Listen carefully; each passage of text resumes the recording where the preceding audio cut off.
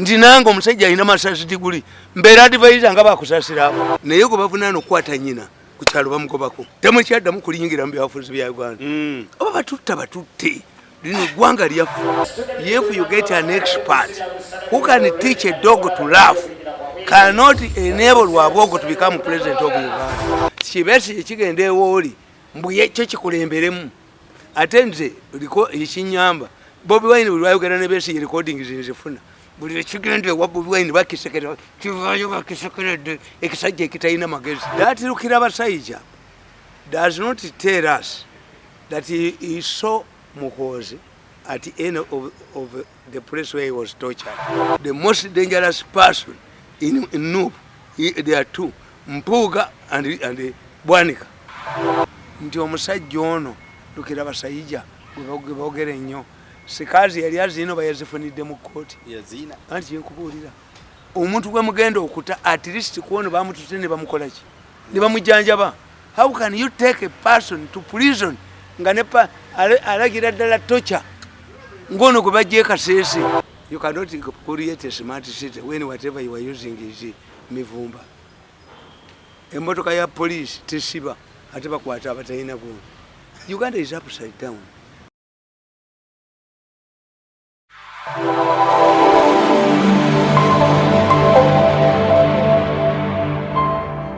Okay, mwena banafula secha no Uganda tubaniriza kumpeo tuchali ne Tamale Mirundi mutabani wa Yohana. Webale kwe ku masebo COVID-19. Yohana Mirundi mutabani wa Yohana ne mmole anza akagundi kange ntambula nako nkalese mu motoka ntambula nako sanitizer aka professor mu America bana kujjayo ojje bampadde kati waliwo benyenda okutwala labba waayo enango ja kompa omulimo ngokoze to educate mbirabanya anko mayiko nga agamba sanitize once somese gwanga kankubulire okusomesa gwanga bintu bya health ino kubanga ina credibility.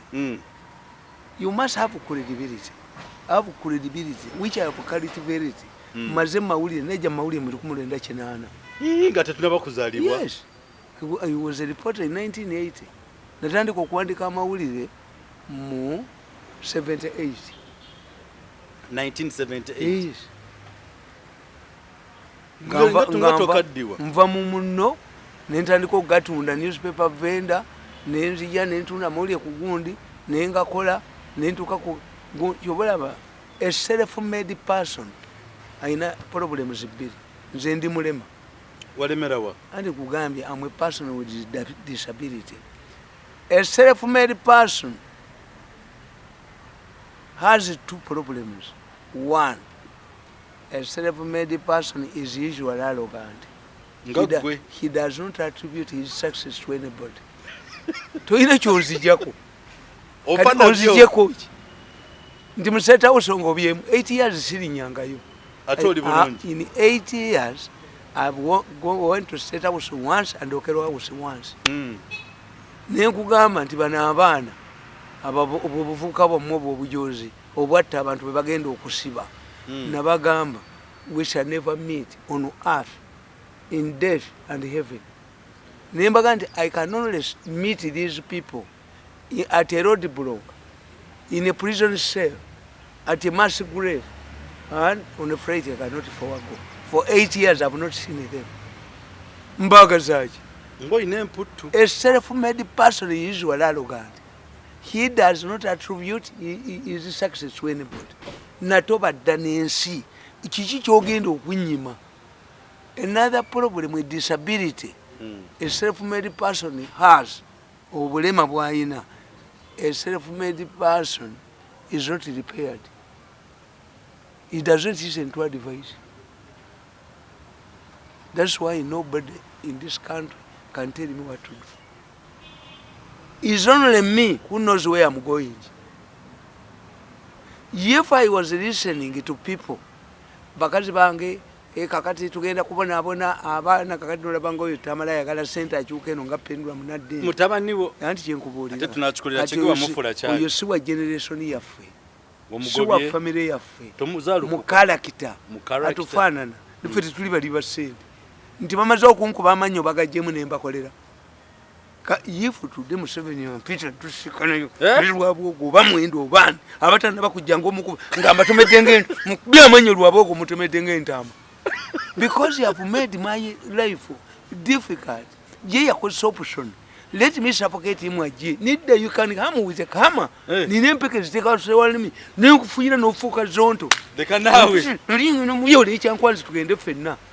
Because you think, why do you think ti omwana omuwala kubanga omusomesa muhala sinza amwagale nti kakati baleese sente pulezidenti aleese sente ziri bbiri aziwambye amala kujja tunirino lingi omutta nenyamubenyondo nenazaala bwe yeewu.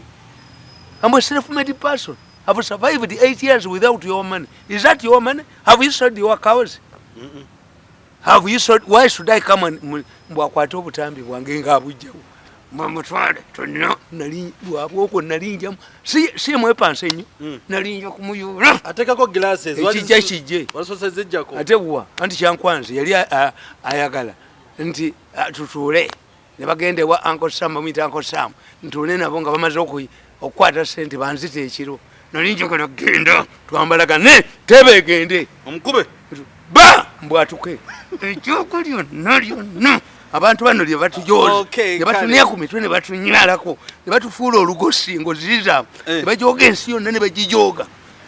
Gavumenti eno yesinza okukyayibwa abajozi abantu ba bulijjo tetufunangako kirabu ejoga bantu ngeno nti ojoga n'abakoledde emandekemi abakoledde emyaka 14 nenyabo ne bagala omwocha you reward me by throwing me on kasasiro never nti nange omusajja alina masasi diguli mbeera advisor nga bakusasira abo. I don't go there. Mama Kabina? Retire me, they would have told me to go for further studies. Okay, right. Maybe sibigenda mu. Jetujira kwempanga ensonga nyingi ziri mu ggwanga zitambula tezintu zibinda binda. Emishoga otubulireko amanyi eno government wagikolerako ng'okyalimu ne mukwano go Olanya. Olanya bagamba tebu. Olanya has never been my friend. Never. I don't know Olanya in fact. I don't know Olanya. These are Tomanyi. Me ndebeta abantu. I know very many people. In fact, the people used to sing. Ndindi close ne kada. Sige kada katanda bangako Mirundi gisokera. Nenga lyo mulwanirira wano. Kati yes, on principle. Zemba nwanira principle. Nanyine nsi bwabasoga kataina jajja kalulu. Twagala okola w'ekibiina ky'embizi empunu empunu political party twagala okuba lwabogo twagala empunu yebemukuba tisati ngenda zifulumya ku kati empunu yani fabe ekibiina ky'empunu twagenda kola president fabe ekibiina twagala lwabogo twagenda kola president twagala tusumiriyetinga lwabogo omuyima tayagala mpunu naye tugenda kukola empunu party balwabogo tugenda kusimbawo mpunu banafera batulabe empunu empatu is the peak ogenda kola president w'empunu muhozi nga tanesimbawo first round lwaboga jingira muna mpunu soko anagera kwa president w'empunu nze kozo gamba olingambe zitokuba reverse tuina amanya kagodo zamulidde matu fabechu bina kyempunu twagala okusimbawo omundu abo bire lwabogo biri abiri mukaga Mirundi arangiride agenda kujja ku kibina ky'empunu abere humiliated adeye uwe nga tayina ng'ategedde nti ensi yamutamwa kuba ajoze nnyo abantu ate mu mutya anzita kumakya bamutta lwaggulu tayina kyagenda kukola oyo. I'm going to traverse the whole country on my resources. Wajja omutwe wonna tuteekawo bizindalo nadduka. We cannot allow buno bukatubeni kakajiji musa abantu mulimu ayisisi. How can we allow you to rule this country? Because you turn it into an abattoir, a human abattoir. Mutwani wakajiji jiwe mutwa bene ne hoteli babutunda tugenda kubutunda. Ne banago no musango mu court mwaisisi. Batadde mu sente nyingi. Naye ko bavunana okwata nyina ku kyalo bamugobako. Era ne munaguwona mutadde mu sente. Naye the fact that babatuteyo temukyadda mu kuliyingira mu byafuzi bya Uganda. Oba batutte. Lino gwanga lyaffe. Dangoling money. Obusungu omanya myaka 8 gye kitegeeza. 8 years. Nino gende buwe mufuka amiri. Nalinja kutta baba. Yagana navuma nazaala we. Nenfuluma mu Bitabusse nengenda. Naye okutta otanyo wali oseeyo mu. Njagala mufundirize mu lukuubo. Onsi kyompita wakuzanya. Singa bampite bali bampise ekyankwanzi. Aya.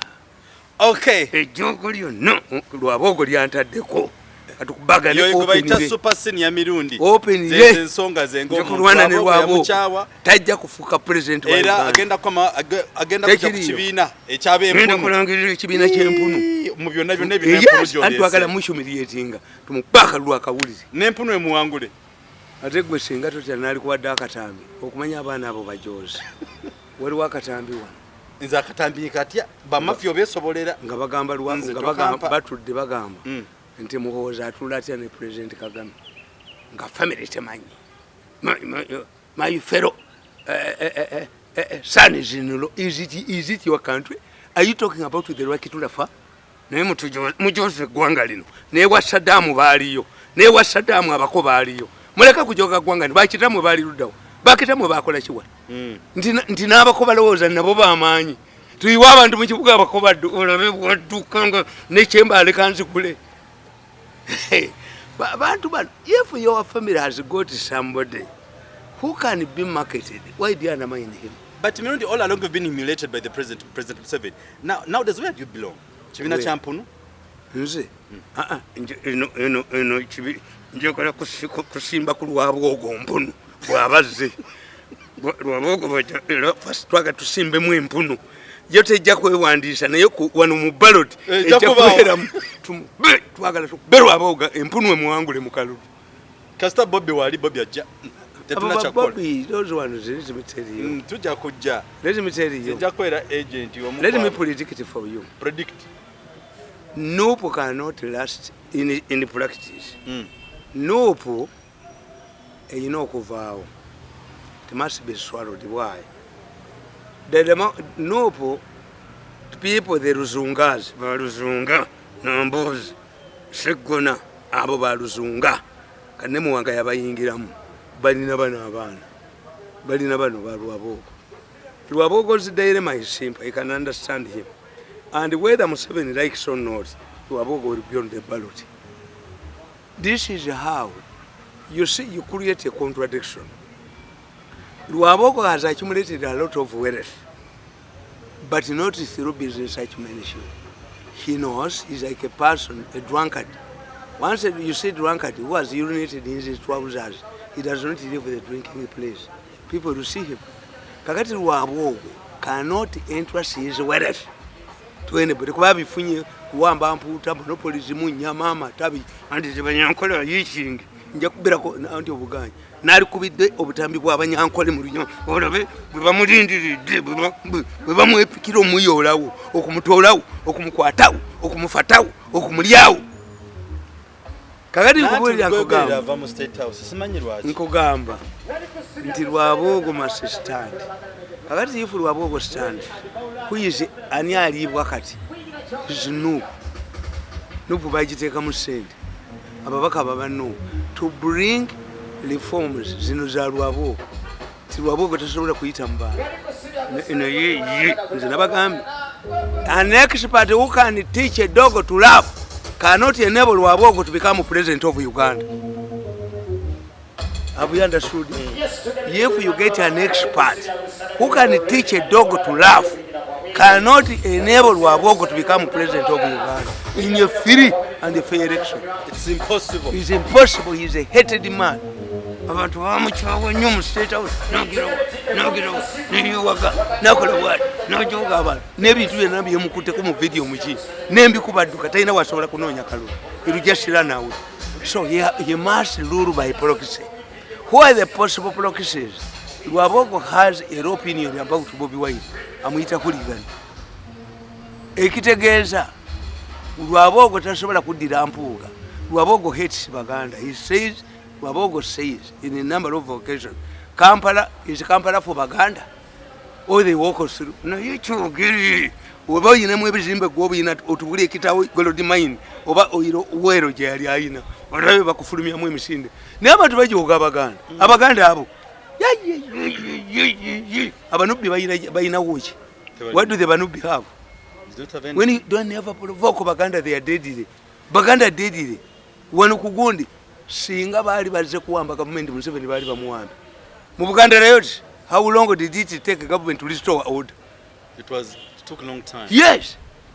Abaganda tubazanyira ko kabiriti muzigo gukwata mangu petroli. Don't joke with Uganda to humiliate them. Kakati Lwabogo tasobola kuwangula kalulu. Tayina ba allies.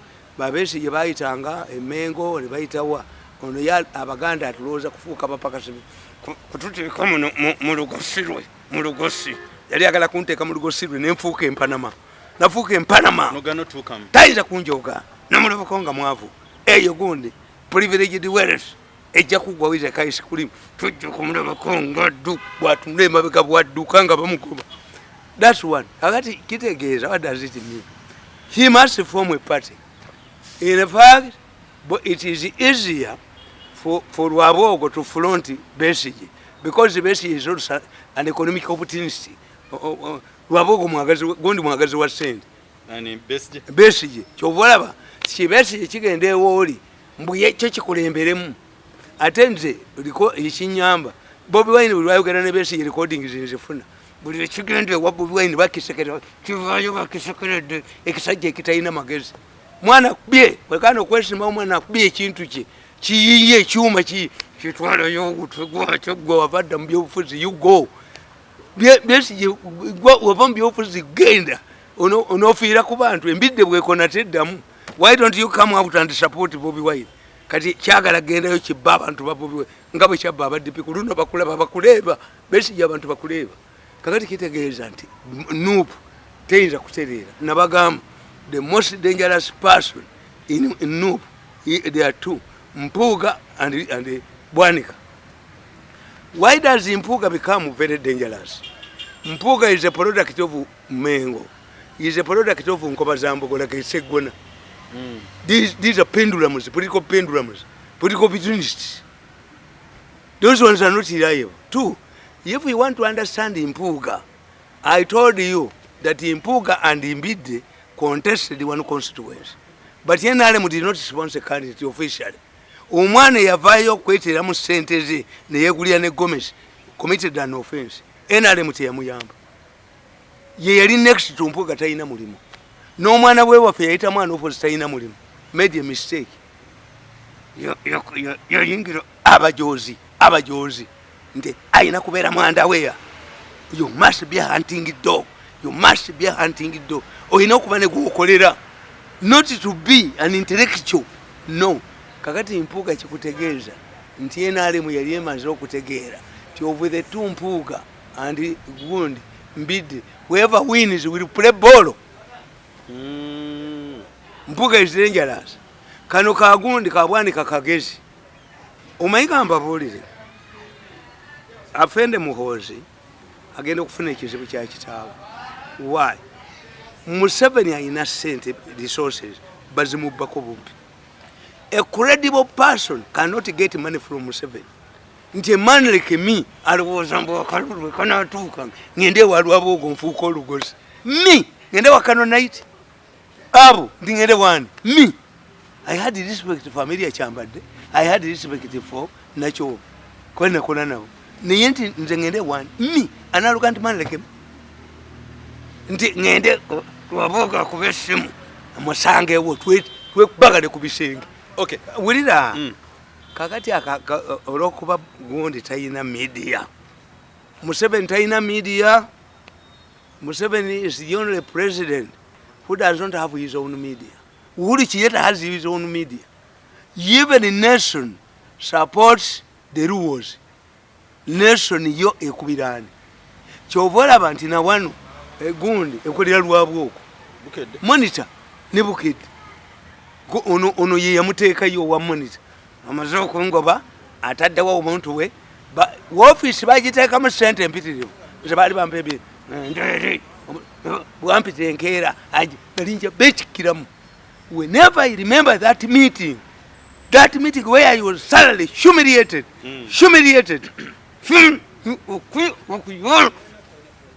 Blood surges. I don't want even to hear the word State House or Okero House. Blood surges. It surges. I become allergic. Tubiveko. Kakati nkubulira negamba. Tugende wa Bedi Bwanika. Andi nkubulira nti Bedi Bwanika ono Gundi ekizibu kye kyayina afende Muhoozi alinga kitaawe. Tayina media. Kakati as a result, look, That Lukira Basaija does not tell us that he saw Muhoozi at the end of the place where he was tortured. But he said he saw. He did not see him. He says those who tortured him were accusing him of abusing Muhoozi and the president. And actually, a lie. Because I would think that if Muhoozi was angered to that level, would come and witness the torture. He didn't. His enemies mentioned his name because Lwabogo doesn't fear Muhoozi. Lwabogo is a rival. Era tumwetegekera nga rival. Abapate y'empunu. Lwabogo tumusimbyeko omuntu in advance. Ab'empunu. Omusimbyeko okutu. Twagala ab'empunu tumukuba empunu we mukuba akalulu. Empunu tebajjajjikiriza kwewandisa. Ne bano mukutiikinga. Empunu egenda kufuna obululu. Ab'empunu tugenda mu box ab'empunu tugenda kubeera mu. Ekyekirozo wakifuna ddi? Fe ab'empunu tugenda kuteekako kabonero ka mpunu. Bwogenda okulonda totiikinga. Oteeka kabonero ka mpunu. Koteka kabonero ka mpunu. Twagala ab'empunu. Ekyekirozo wakifuna ddi eky'okwesimbako nga pati y'okubisi? Twagala tumusimbeko empunu. Akakanira ddala tegere nti abantu bamwa. Kandi ngamba. Because Muhoozi does not have the media, mentioning my name does not mean that I directed. Except if, that's one. Two, why doesn't the media and the commentators direct that fire to Kandiho? Because what is not disputable, what this young man, where he scores is 1, 2. In Uganda will tell you a person with a scar or an injury will defeat you in court. That's the Uganda justice. The justice of Uganda. In fact, in Uganda, I don't know why. A tie, you could not put on a tie at night. Anybody who confronted you while putting on a tie was the Agulesa. I don't know where the Uganda got it. That a tie was a protective mechanism in case of attack. You already put a rope around yourself, so you are easy to kill. Anybody who wants to strangle me, just tighten it. So the Baganda justice ruled that a person in a tie is protected, is provoked. He must be protected. Kakati nkugamba nti ani ayogera ku Kandiho omwana gyagamba nti military intelligence does not receive the same fire like who? Like Muhoozi. And Muhoozi does not like his father. You see, Museveni takes time, but things have changed. A lie repeated 100 many times becomes a fact. Muhoozi bamulaga bu tweeters obwekisiru ne bamulaga biki egundi. He does not have a team. Era na yajja kufuna obulembesi budduke bubbe bufe bakyatuddamu mwanziba ku myaka 4 munziba kwatande ku 6 namala na mu myaka emeka kati sebo ndaba nindeeba esente zange zibeera wano za mukadde. You bring the money here, I work for you. Nesibi yakungamba mbu gende wagundi bakuwe at my age I cannot bakusasira bagenze ne babawa ate bakyali kusasira yagenze bwe yayombi bamuyise ne bamuwa. Kusasira was given money. If you saw the president this 2 days ago. Yamuyise namuwa bamumanyi poleka nanga bamuwa abamu nze mmanyi lwaki president asobola kumpa sente. One, I know family ya battery wow by siding chobola bayizali apadono yaziwa mbangenda mufuka family ayagala recording zange to just zifuna ayina gwakolagana naye bwajayo nazitwala mu buli zenkwata zonna ziraga kwemba ziraga wafe mu kyalo. Twesua in future you'll be hunted. Those who I keep on my records will be hunted by Nazis. Baje kubayola nayenga sijogeddwa mulenzi oyo. Nze nkimanyi Museveni tayinza kumpa sente tajja kumpa kubanga onombo ninogenda ye wetikisoboka. Siri kolagana ko nalwa bwogo ku nsi mu kabuli ne muggulu naye ali nsasula abonyabonyeza famire yange naye ajja kunsasula kati nkugamba nti even the Makindye man this boy says I was taken to Makindye military barracks where I was tortured and driven into my home area. The commanding officer of Makindye does not mention anything. This is what puzzles me. What puzzles me is that the commanding officer of Makindye does not dismiss the allegations. It is not true. I don't see this man. The head of SMI, although he has been transferred, but he has a twice. They don't deny that the boy was not there. No so, feedback from them. How do I offend Muhoozi? Even if I am the most communicating person in Muhoozi, I must be given the facts. A spinning doctor will give the facts. Muhoozi did not appear on the scene of a crime. Wasn't mentioned. 2, if this boy mentions Muhoozi and mentions the same way and mentions and he is tortured, why doesn't the government arrest, take this man to same way, mark it and point out those people who tortured him? Because in Uganda somebody can masquerade. We have impositors who claim to be from state house, from security, from where. These could be masqueraders. And somebody can be arrested. We have safe houses. Who's monitoring? We don't know. Yes, we don't know those. The official one, the masqueraders, the what, the quacks, the what. That's the problem. Which means Muhoozi has a problem. Diame has a problem. Museveni has a problem. Because this is not the Museveni we knew. Finally, on this issue, nti Bwanika ayagala kubazanyirako. You cannot negotiate with the government if you don't know the number of people who are involved. Bwanika tell us the people he's talking about.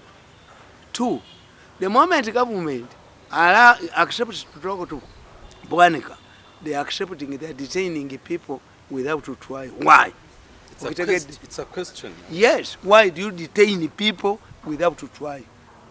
3, what if Museveni puts up a team, like he put up a team to negotiate with the CONI, and they say 3,000 noble people are in detention. By the time you complete the negotiations, what will happen? So the effort would be one. I condemn in the strongest terms torture. And I also add that those who are torturing Ugandans are accomplices to crime. Because I say, if Muslims are going to Okusiburukuka, and the stubborn boy throws a kagodo workers in their pilau, they throw it away. Ababa limited college. Okulia. Kakati nabano likewise. Omuntu atochalinga omusajja oyo aba akola ki? Abatta musango. Kubanga mu mateeka ga Uganda torture tekkirizibwa. Ekitegeeza whoever tortures a person is killing the evidence. Must be arrested. Why? He gets such a bad image. 2, he's killing the case because he is aware that the evidence adduced while on torture, through torture, is not acceptable in the courts of law. Ekitegeeza abo balina okukwatibwa. The president ekibadde kimuliko nabagambye ku makya ne mbagamba this is a drizzle. President bwe twali tulwana olutali tesala PA bakuŋŋanya abantu mu twin wagons balinga 10 suffocated ne bafa. Emukula. How did Museveni defend this? He came up and looked for the soldiers who were responsible and were dealt with. Kaira was assassinated. Immediately Museveni took over. How come that the population did not pound the street? They trusted Museveni. Museveni came up and said, we don't believe in political assassinations. We found Kaira here. Kaira was creating trouble for us in the bush. they were telling us to assassinate Mwanga, we refused. That was Museveni. And the country moved on. The question, Museveni has the people, is a president to sanction the execution of public execution of soldiers. We have seen was Museveni. Rape a woman, we kill you. That was Museveni. A needle cannot disappear in my. How can you put people in kabuts like Idi Amin? It are coming. Dangerous. That is true. A man who has supported Museveni for all these years without to pay. This is what concerns me. Because why I support him is because of accidental benefits. I enjoy peace, I move around, and I cannot disengage from him. Yes, I cannot disengage from him. Otherwise, there is no financial benefits I get by supporting him. Kakati betino kumanya. Echokusa tuchemba gamba chipatamanyi. To these people, for a president, I always say, if a man loses his wife to death, when nature takes its course, and you are confronted with the choice of marrying, okay, and the family of your late wife comes up with a new woman, to take that new woman, you must understand how the old woman was conducting herself. Absolutely. Yes. If I've been having problems with it, they don't also pick another woman from that stubborn family. Have you understood? Well, I normally use similes that are simple. Bokuba Museveni, no Muskawa Bomukubidem. Let's assume was or not. Museveni to anoint a successor must have the support of the people. So if we want to defeat Museveni's successor, undermine Museveni's credibility. Hey. So yes, so that people fear, are we going to extend Museveni's administration? Etubonyabonyeza chechakuba Moi, chechakuba Uhuru Kenyatta. Uhuru Kenyatta was supported by Moi, but he failed. Why? Because at that time, prisoners, we released many prisoners. They moved from place to another, talking about torture chambers, what, and Moi's government was credibility, and it was attributed to Moi alone. This is why Kenyan is a slogan. Kila kintu kinawezekana kwa Kenya bila Moi. Yes. Everything can be done in Uganda, in Kenya, without Moi. Ministers started resigning from Moi's government to the opposition, and we were welcomed. Okay. Because the whole thing was stupid. Kakati bana abana bakugamba muhozi bwe mubanga fa abamwagala standby generator nti olaba atandise okusiba abantu abamwogerako nga tannafuuka president atutte banafuuka president yaha ye bamukuba taddamu tanyega era kana akodutwe kano kantwe sikaja genda sente kazimujjeko bwetunatoka ku publicity nkola olwo abagezi balabika ebyo twabikoowa nabikoowa. Okay. Nabikoowa okolera obwerere ne bakujoga bakola batya sente ne bazirira ne badduka gwe notafunayo kantu nakamu noddayo eka. Let me remain at home nga abaana bange bategeere siina musaala siina ki naye nga sigenze kukolera bwerere to be hated by people for nothing. Yes, on tunataka kumaliza Mukulu Mirundi. Njagala ko highlights ziri bbiri zokka. Gwe oloza Bwanika te erinnya li Bwanika teyayanise. Nkugambye nti Bwanika mugezi. Mugezi wanga nkugambye Bwanika mugezi. Bwanika yita ina political party. Naye simba kuba president ngani amuteekawo. Bano bakayola ne bamuleeta. Yes, Bwanika is a kayola. He is an opportunist. Nabaga nti president yamuwa ne munne Sembego ya bilioni 6 balunde embuzi enjeru sente bazibba.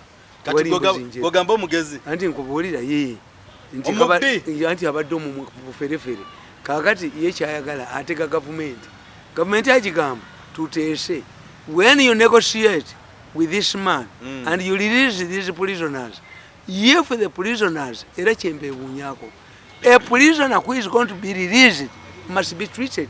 This is how singa babadde bagezi bali badde bagamba nti omusajja ono lukira basayija bogere nnyo sikazi yali azino bayazifunidde mu kooti yazina anti yenkubuulira omuntu gwe mugenda okuta at least kuono bamutute ne bamukola ki ne bamujjanjaba. How can you take a person to prison nga ne alagira ddala tocha ngono gwe bajje Kasese n'okwata omwana wa mundo n'omwokya n'omukola ne magalo n'omukola? And how come that these people, these injured people are found, are discovered by Nupu? Yes, and kyenkubuuza lwaki babasindika mu bannupu? Kitegeeza mu gavumenti mulimu ababalwanyisa. Yes, mu gavumenti ya Museveni mu magye mulimu ababalwanyisa. Gwolowooza nti Kandiko ebbanga lyamazeyo talina ttiimu ye? You believe? Nti Kandiko talina ttiimu mu magye? All of these people have transferred. In fact, even the man who replaced Kandiko can fail. What has these people, the new people in Iso done? Because you inherit a structure, and already the structure. Your former boss, your predecessor recruited the people from his home area. Now take them Muiso. They are civil servants. You cannot chase them. You cannot sucker them. How are you going to eliminate them? The PAL agents. Yes. Sente bazibba ne bazibbira Kampala. Abaddiso ne badda ku kyalo balinga baaladisi. Ne banoonya obusango ne banoonya obw'ettaka ne banoonya okubba embizi ku kyalo. So what has affected other disease because of poor pay has also affected the gissos. You have the gissos on the ground. A gisso. How in Romania and Austria under maternity, they would say in the maternity period, a woman said that even when my baby cries, I fear that maternity intelligence has known. In where a structure, where even a gombolola has a gisso, but how do they behave? A gisso will be introduced at a function.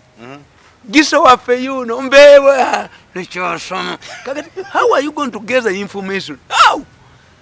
Nali ukafuka akapichi bagenda be michomo je mnyama bwabobu bizi ku kyalo bwabachi bwakwana bakabasajja bwanyomwe ngetasasula. How can such a man help you to gather information? Tukita secret service. Secret service. Intelligence is not administrative. Why do you announce the presence of Gisso? Where did it come from? They wouldn't have been known. Yes. No, this happens. We are in a crisis. Crisis management. Age crisis. Age crisis means that when you reach 50, you start feeling that you are not the man. You start being split between the two. Kakati, a period then characterizes everywhere. When Nyerere, the problem, the good thing Nyerere did, he made sure that the two rivals, Ahmed Salim, who was Africa AU's Secretary General, and Edward Sokoine, who was the Prime Minister, were eliminated. And he brought in a new man. Okay. In Kenya, there was a man called Koinange. He killed his rivals, Tom Mboya, Gama Pinto, and the rest, until we outsmarted him. Kakati, what we are going through is the labor pains. And Uganda is in a very awkward situation. Why? Uganda's situation is that the Banyampi, with the Banyampi refugee, we are kicked out a long time ago. Power, those who are jostling of power are two. Wabogo, well, I don't know how Wabogo believes that a son in the law can succeed his father-in-law. Mirundi Singabucha, Wabogo na kuita kumezo ogenda yo. Tikisoboka. Option je yakola yango ba mu State House. State House. Naga navumye nazala. Option molo. Yaseketereza. Na twala 5 billion na duka. Naga nti embwa bajeje kanyuka kasasiro. Mi tukonu kasasiro. Tukonu kasasiro.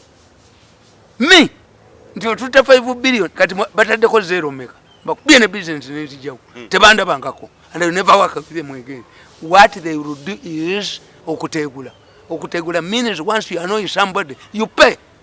Sendo zisula mu masanganzi. Yes, we don't meet. We don't reconcile. Kurunakuru atare sita onako kusajjo mukuru Tibuhauro yatadde ababoda basuze mbibala obutembo tebugenda kuddamu nkubulya bakulimba yabatadde anti nkubulira by the time Museveni allowed the border people to operate they were operating have you seen demonstrations have you seen border people thanking the president ngatenga bamwagaza yes because Museveni by allowing them to operate at night when they has not prevailed over his security people to impound their vehicle in fact Museveni is increasing the period under which their borders would be confiscated. Okay. He directed that borders that were impounded during the COVID should be surrendered. They are taking them. They are taking them. Anti kugambi bazibba kati okujja konga Museveni azena atuka ku police oba ekibuyo baya nafunga ngabo yafunga natete nakwata ekibuyo nakwata oti Kampala nafunga weribye liriwo nagenda ekibuyo nafunga weribye liriwo nagenda ne akala kasaka uli anti oti Kampala bakikutte n'ekyo ekibuyo galo gaduka buddusi abana ne bajja boda zabo. And do you know the borders eziri ku police ekiro zikola they are used by robbers kuba gutoloza anti ekola to eyo border badde ne bagikola mu egundi police badde zivuga ekiro security badde yivuga border ekiro zinze bakutte n'amafuta gazo naye buli akikuba tayimbwa mutu byo biriye naye nga bana abana babona. So Museveni solved the issue partially. The real issue is to enable these people to release their borders. Museveni agendeko ekibuye emanju olabewe kidduke kiriwo kidduke ate tekidda agende odi Kampala waliwo ekifere ekiriwo kiryoke kidduke abaana bajjawo boda zaabo. Otherwise bazifuula bizibiti. Every border you see impounded at a police station, no, that boy is either criminal now or he cannot feed his family. Okay. Where did these people come from? Mukulu Mirundi, chibeta smart city. Smart city. That's rubbish. You cannot create a smart city when whatever you are using is mivumba. Emotoka ya police tesiba ateba kwata abatayina go. Uganda is upside down. Nabaganda is mystery you. When you want to develop Kampala, understand Kampala is a village. Kampala is not a capital city. That's why countries like Tanzania have developed Dodoma and Abuja.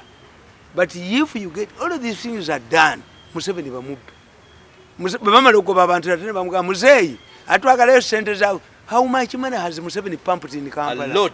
But if you destroy, in fact, it is a one way of failing it to account. Because how can you account for money you have given to people you have already scattered? You give them money, you scatter them. A fool is somebody who does the same thing again and again, expecting different results. Some of these people are fools. They repeat the same things. Musibe yakola na bone babikola. Kati my saliva is more important than committing on such issues. I've gone. Banango ye Mirundi. Ekintu akiva mu style eyiye. Naye nakwadde agambi his salivas are very important than those fools. Oba who's the fool nanga usimanyi. Nenga mwebale ko kumira kompeo mwe kumire dela COVID-19 achaliyo mwabali masomero abali mukutambula everywhere. It's still very important to be yourself in everything you do every time. Do not forget to subscribe and share program. Program ye yalero omusajja envuga janvuzeemu mumulabe taina kyazeemu naye weewaawo katambulirawo abankumire mbere bulungi mwera.